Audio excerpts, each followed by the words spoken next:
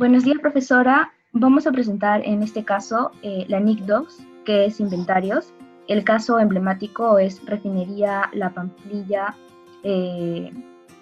S.A. Los integrantes son Gianmarco García, Mendoza Pilar Maldonado, Rachel Díaz, Saraí Porras Cárdenas y Catherine Segarra.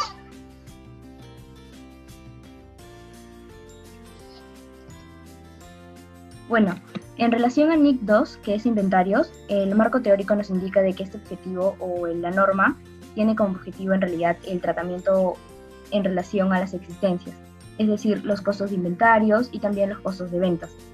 Lo que no se aplica a inventarios va a ser los activos biológicos que se encuentran en relación a la producción agrícola o actividad agrícola, los instrumentos financieros y las obras en curso.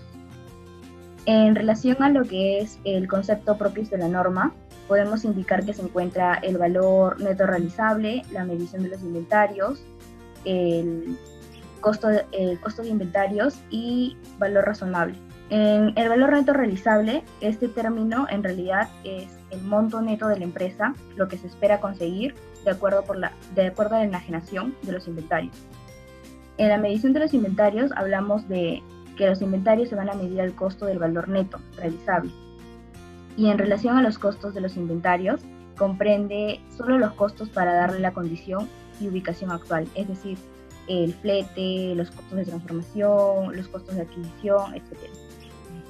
Por último, en relación al valor razonable, es el precio que se va a obtener por vender un activo, es decir, cuánto es lo que se va a pagar por traspasar un pasivo en relación al mercado.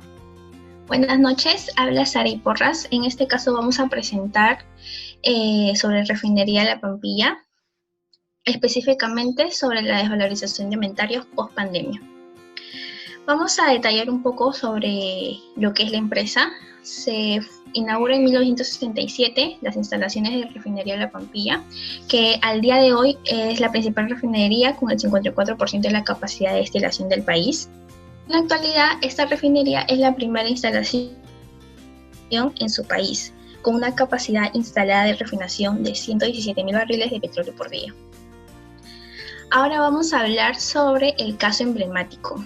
Sabemos que en la propagación de la pandemia de COVID-19, que fue una pandemia mundial, como consecuencia de la promulgación de la misma, trajo una demanda de combustibles en reducción, lo que justamente ha derivado un menor volumen de ventas, exactamente en la disminución del 28% en el primer trimestre de lo que va del año anterior. Repsol perdió 487 millones de euros entre enero y marzo, que vendría a ser el primer trimestre, frente a los 608 millones que ganó en el primero del año anterior, 2019, debido a la depreciación de sus inventarios en 790 millones por el descenso de los precios del crudo y del gas, así como el desplome de la demanda provocada por esta pandemia. Aquí vemos dos noticias que detallan justamente la pérdida de Repsol por la disminución del crudo a causa del coronavirus. Mi nombre es Catherine Segarra. A continuación les explicaré el estado de situación financiera, especificando la parte de inventarios. Aquí podemos observar que a comparación del año 2009, en marzo del 2020 ha habido una reducción de inventarios de 2.071.000 dólares. Esto se debe, a continuación les voy a explicar. Bueno, aquí podemos observar que en el 2019 hubo una producción de 725.000 barriles a comparación del 2020. Es por eso que en el 2020 el total de inventarios aumenta, pero ese mismo año, a causa de la pandemia, hay una reducción de una desvalorización de 127.209.000 dólares, quedando en en marzo del 2020 un total de inventarios de 302.973.000 dólares. Es ahí donde se reconoce la pérdida, la desvalorización, dada a la caída del precio del crudo Brent en los barriles. Mi nombre es Maldonado Mendoza Pilar. Explicaré sobre el estado de resultados.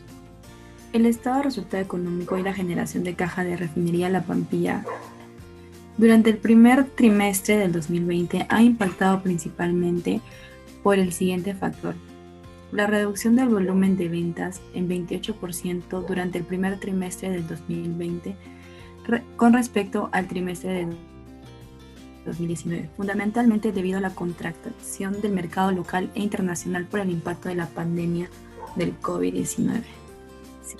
Por los periodos de 3 meses terminados del 31 de marzo del 2020 y 2019, el saldo incluye 427.549 y 580.570, respectivamente, por los ingresos provenientes de las entidades relacionadas.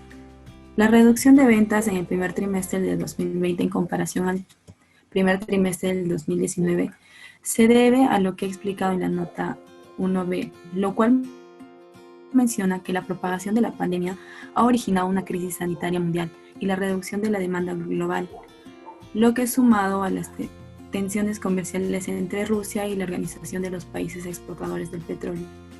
Esto provocó el desplome de la cotización internacional de crudos y combustibles durante el primer trimestre del 2020.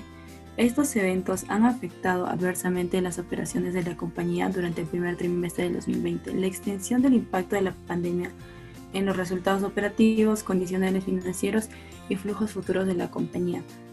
Mi nombre es García Caso Gianmarco y les voy a hablar sobre el costo de ventas.